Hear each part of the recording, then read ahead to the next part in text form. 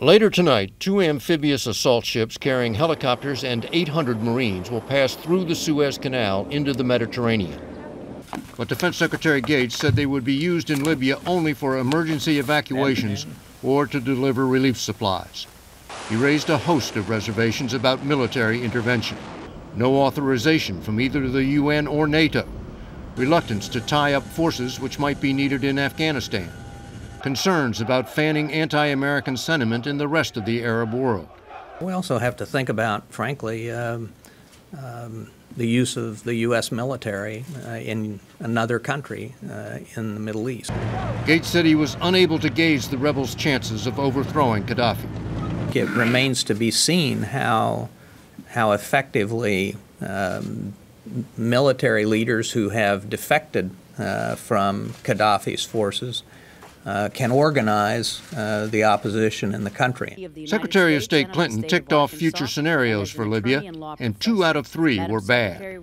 Libya could become a peaceful democracy, or it could face protracted civil war, or it could descend into chaos. The U.S. and Britain are openly talking about setting up a no-fly zone over Libya.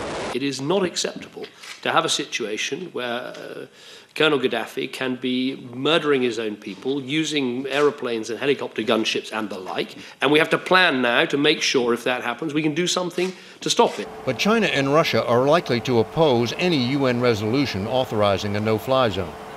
And Gates has not yet ordered the aircraft carrier Enterprise into the Mediterranean. General James Mattis, who commands U.S. forces in the Middle East, cautioned that patrolling Libyan airspace would require knocking out Libyan air defense missiles on the ground. No illusions here. It would be a military operation. It wouldn't simply be telling people not to fly airplanes.